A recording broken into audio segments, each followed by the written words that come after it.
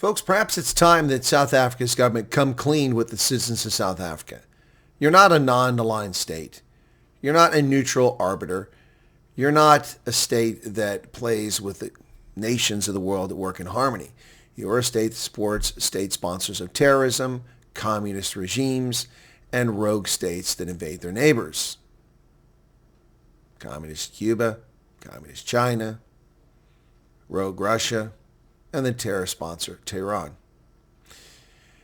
It's time to drop the pretense that South Africa does not align itself with anyone, refusing to condemn Russia's invasion along with several other African states back when that invasion took place in 2022 of Ukraine. But now, another so-called BRICS exercise. There's no military agreement for BRICS. There's no treaty for BRICS. There is no BRICS. It's an acronym created by an economist who put this together 25 years ago to explain which economies he thought would grow in the 21st century. And it sure didn't include South Africa. It was BRIC, and now it's BRICS. But as a fleet of Iranian ships is headed to Cape Town for the BRICS exercise alongside China, Russia, and South Africa, as well as apparently some other member countries, we have to question what exactly is the ANC up to? Iran's 103rd Fleet Group will dock in Cape Town for exercise MOSI 3, the third iteration of the so-called BRICS exercise. But it'll be the first time that Iran has joined this exercise. Previously, it was just Russia, China, and South Africa. Now, the timing of last year's exercise was very, very bad. The U.S. condemned South Africa hosting an aggressor while claiming neutrality, which is a fair criticism.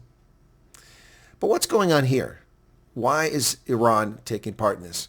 Rear Admiral Shamran Irani, the Iranian fleet commander, announced this week that the 103rd and 104th Fleet Groups had departed on international missions.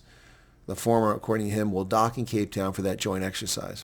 Now, according to South Africa's military, the South African Navy will have limited vessels available for the exercise as they host it. Their fleet has only one of its 3 frigates serviceable, as well as a few other patrol vessels. Wow, all that money pissed down the drain in the arms deal. Jacob Zima, please explain that money to us. Now, they say the purpose of this exercise is to improve maritime cooperation between BRICS countries. But what maritime presence does Russia have in the South Atlantic, or in the Indian Ocean, or in the Straits of Malacca? What presence does Iran have outside of the Persian Gulf? According to Iranian Admiral, Iran's other fleet group is going to protect some of its merchant ships in more dangerous territorial waters. The problem with this, of course, is that Iran has long been a rogue actor that attacks neutral nations and attacks allied nations and seizes their crew members and fires missiles and rockets and cannon at supertankers in the Persian Gulf, forcing President Reagan back in the 1980s to flag all those ships with U.S. flags to protect them. More recently, they've captured British and American troops in international waters, falsely claiming that they were in Iranian waters. So my question with all this is, why do this? What will South Africa gain from this? It can't even put any ships to sea. What maritime things will it learn from the Iranian forces, which are more akin to pirates than actual navy? What will they learn from this? Not much, but they will piss off Washington, D.C. and Donald Trump. And of course, that's the purpose here. That's the intent.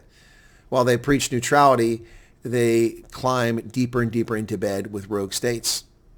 It's not a good look for South Africa. So let's drop the pretense that there are people in Washington negotiating for low tariffs, because there aren't. Let's drop the pretense that South Africa wants a good relationship with the United States, because it doesn't. Let's drop the pretense that South Africa's politicians are good actors on the world stage, and they're simply humanitarians. They failed to join the Gambia's unique case, the first genocide case ever taken in the ICJ, about Myanmar's regime and how it was targeting the Rohingya. South Africa was silent. South Africa was silent on the Ethiopian military executing conscripts in that conflict. South Africa is silent in Somalia. South Africa is silent in the Sahel. Yet they find time for Gaza. Not an objective country, not even remotely.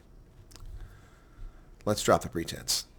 Be honest. You're hostile to the United States. You've been hostile to the United States for 25 years. It's just that finally somebody is calling you out for your hostility. What say you, South Africa? Mzansi. Cheers.